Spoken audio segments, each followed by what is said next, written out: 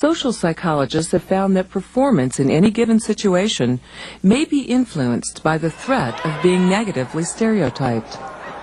Stereotype threat is disruptive and intimidating. The fear is that when facing a negative stereotype, one's performance will confirm that the stereotype is true. The anxiety that the stereotype fosters prevents people from doing their best. As soon as you're aware that you could be seen through the lens of a negative stereotype about a group that you're a part of, if you care about that situation, you could feel some sense of threat, that you're going to be treated in terms of that stereotype or perceived in terms of that stereotype or in some way reduced to that stereotype. And it's a kind of threat that, as you can tell from that, happens to everybody, because everybody's a member of some group that is negatively stereotyped. All groups have negative stereotypes. In an interesting experiment conducted by Dr. Jeff Stone, black and white athletes were instructed that they were going to be tested on a golf-related task.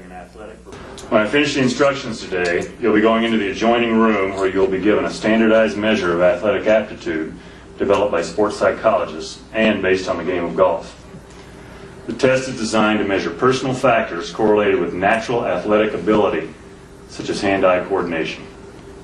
Any questions about that? When a group was told the task was a test of athletic ability, the African American subjects did better than the white subjects.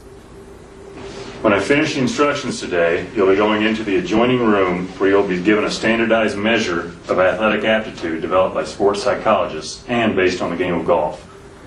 The test is designed to measure personal factors correlated with ability to think strategically during an athletic performance test.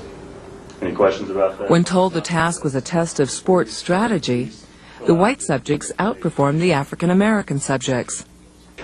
In both cases, stereotypes triggered beliefs and fears in the participants that became self-fulfilling.